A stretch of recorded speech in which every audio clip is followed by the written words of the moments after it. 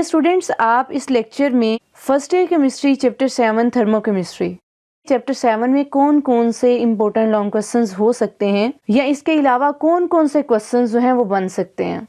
तो आज की ये वीडियो हमारे लॉन्ग क्वेश्चंस पे है। आपने स्पॉन्टेनियस और नॉन स्पॉन्टेनियस प्रोसेस वाला टॉपिक तो पढ़ा होगा, तो इसका क्वेश्चन कुछ इस तरह से बन सकता है, differentiate between spontaneous and non spontaneous process with examples.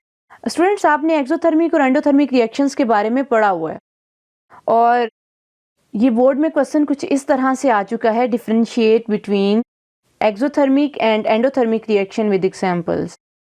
इसके अलावा आपने चैप्टर 7 में कुछ टर्म्स पढ़ी हुई हैं, जैसे system, surrounding, state function, endothermic reactions, exothermic reactions, spontaneous reaction, non spontaneous reaction, इस तरह की और भी बहुत सारी टर्म्स पढ़ी हैं। तो बेटा बोर्ड में ये क्वेश्चन कुछ इस तरह से आ चुका है, define the following terms with examples like system, surrounding, state function and exothermic reaction.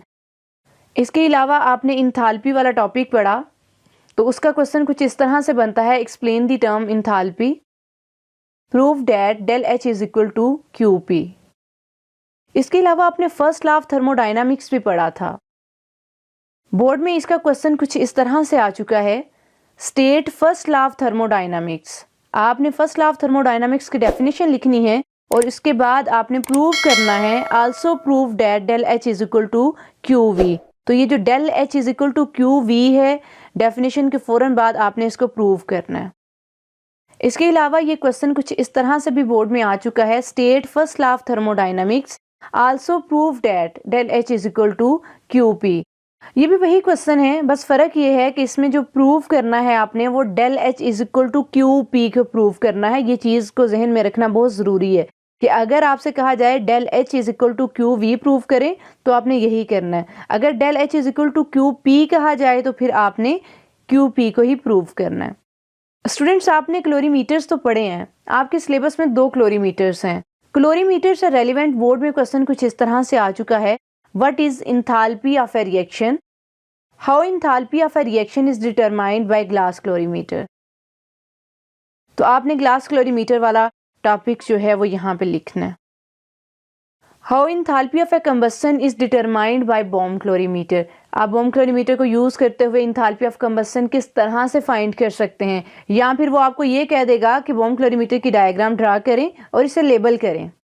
जैसा कि मैं आपको बता चुकी हूँ कि टर्म से रेलिवेंट क्वेश्चंस पेपर में पूछे जाते हैं। तो आपने चैप्टर नंबर 7 में standard enthalpy of neutralization, standard enthalpy of solution, standard enthalpy of atomization, standard enthalpy of formation, ये तमाम डेफिनेशंस पढ़ी हुई हैं। जैसे यहाँ पे आप देख सकते हैं, standard enthalpy of neutralization, standard heat of solution, standard heat of atomization, standard heat of formation, ये 4 टर्म्स दी गई हैं और इन्होंने कहा था एक्सप्लेन द फॉलोइंग टर्म्स।